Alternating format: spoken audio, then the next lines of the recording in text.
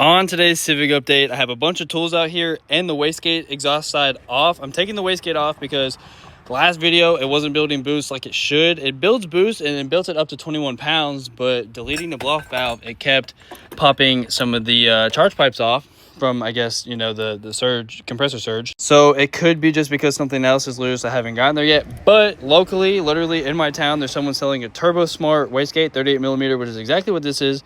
Same bolt pattern and everything for $100.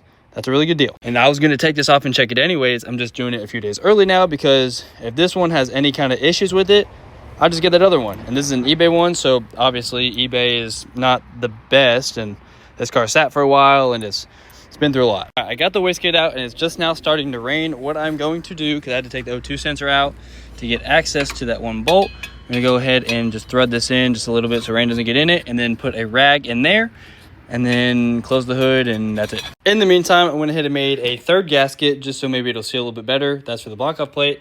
And I'm also painting the block-off plate. Okay, so I got the wastegate torn apart, but the first thing I noticed, I don't know if it's always been like this, but you can see that there's a crush washer. That crush washer is loose, and obviously that can go way tighter. So that could have been part of it. It could have been losing some vacuum through there, and that's the top half, which is what presses back down on it. So maybe since it was losing some there, it was causing it to slightly open and not build full boost. I don't know. Regardless, we're going to tighten that down and put some thread sealer, and then hopefully that'll be one less thing to worry about. Now, looking at the diaphragm itself, I mean, it's a little bit dirty, disgusting, whatever. But all in all, I mean, it's not torn or anything. It seems like it would have a good seal, I think. I mean, it could have a very small problem. I don't know. But that looks really good to me. And I'm no expert, but everything looks clear. Not using any compressed air or anything.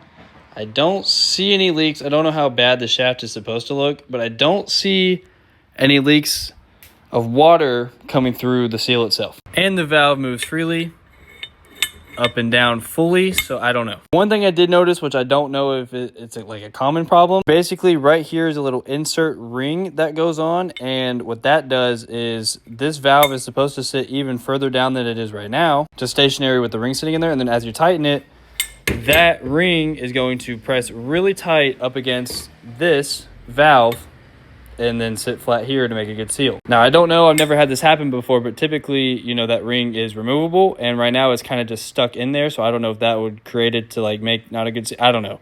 I could just be chatting crap. Also, it looks like it has some rub marks right there, which line up to right there. Not sure if that would have anything to do with it, but I mean, the diaphragm is what seals, not the metal. So I don't know. Basically, I'm probably going to upgrade just to get rid of this eBay piece. That's if they say it's still available. If not, I'll just send it with this.